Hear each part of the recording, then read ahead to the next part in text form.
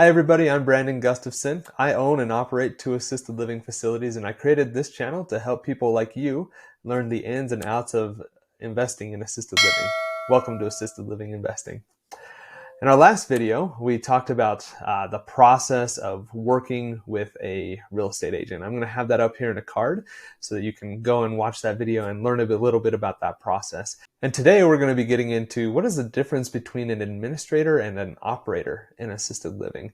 I hear this those two terms, I feel like people use them interchangeably, and in my mind there is a difference. And so I wanted to give a little bit of a background on the difference between those two, the roles that they play, and what that looks like. So first off, what is an assisted living administrator? I'm going to have a card up here for a video that you can watch around the daily life of a facility administrator. But in large part, a facility administrator is the person who's doing that day in and day out operations at the facility. They help manage staff and oversee daily operations.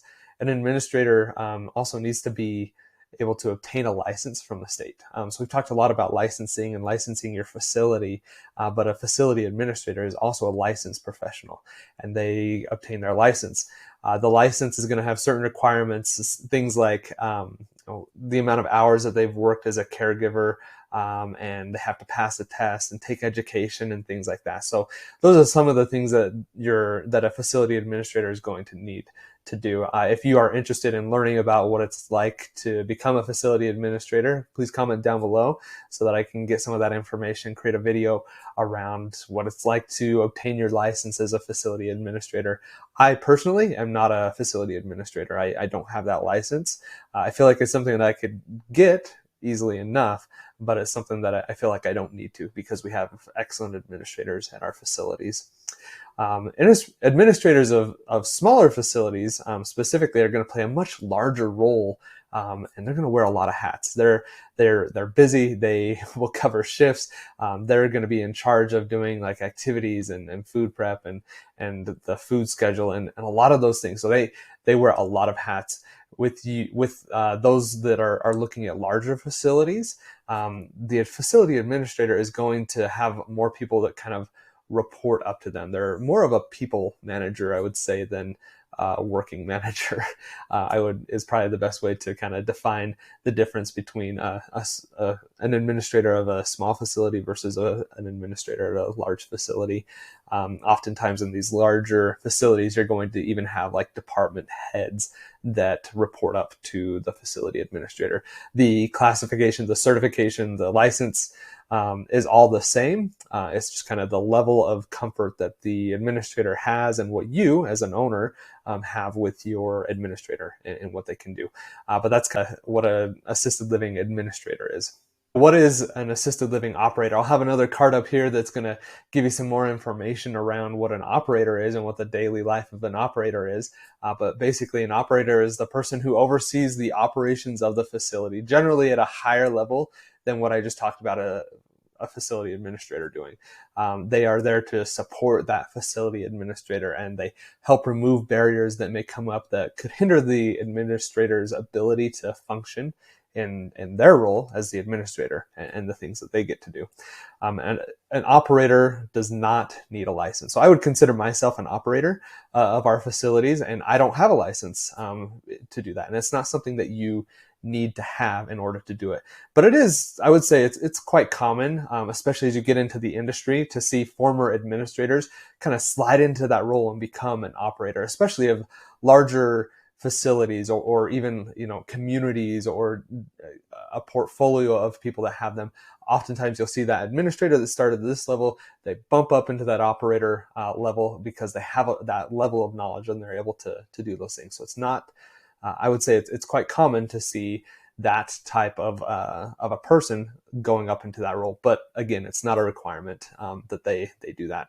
And as an owner, especially if you're looking at something that's a smaller facility, or you might not have hardly any experience working in assisted living, you can still be an operator. You can still kind of function that way and be more of the business manager, the asset manager, the person that is working through and helping remove those barriers so that the facility administrator can then function and help residents out and be much more focused on the facility and making sure everything is running the way that it should at the facility. Another question I see often is, can one person be both an operator and an administrator? And the short answer for that is yes, they can. So another question that I see often is, can the same person be the facility administrator and also be an operator? And the short answer to that is yes, you can be. For smaller facilities, especially if you're purchasing that facility, you could act as the owner, the operator, and the administrator of the facility. There's no problems with that. The only one that you need to have a license in order to operate that way is the administrator. You're going through the process to purchase a facility, so that kind of designates you as the owner anyways. And then you could also act as that operator. And if you're living nearby, you're interested in doing it, maybe you're a nurse, you've done that in the past, you have the capacity and the ability to be an administrator, and you're confident in that ability, then yeah, you could do all three of those roles. Something that you want to do is just make sure that you're not putting too much on yourself in doing that. That's a lot of things to do. Acting in multiple capacities, whether it's you or another person, you hire somebody to be your administrator and your operator, you're doing a lot of those things. It's gonna, it could lead to a reduction in cost if you have multiple people working in those multiple different roles, but it's also going to increase your workload. And it's going to blend those responsibilities, which could make it more difficult to offload some of those responsibilities as you continue to grow and your portfolio increases and things like that. As you're potentially looking to bring in new members to your team, as you're blending those responsibilities, it's going to be a little more difficult to hand some of those things off. So it's just something you want to be aware of, and also you want to be aware of burnout. You don't want to have all of these responsibilities on you or on your administrator. You want to make sure that you're not killing yourself. You want to make sure that you really enjoy this process. I'll get into that again in a future video, but just make sure you're aware that those are some of the things that you want to just be aware of as you're going through the process of try to figure out, do you want to be an owner? Do you want to be an operator, an administrator? Do you want to be all three? Do you want to have a few of those roles? How do you want to do this? Just be aware that it's okay to be in those roles, but it's also okay to pass some of that work off to other people and delegate to other people so that you can be a more effective operator or administrator or owner or whatever role you want to be in. Just make sure that you're aware of those things as they come up.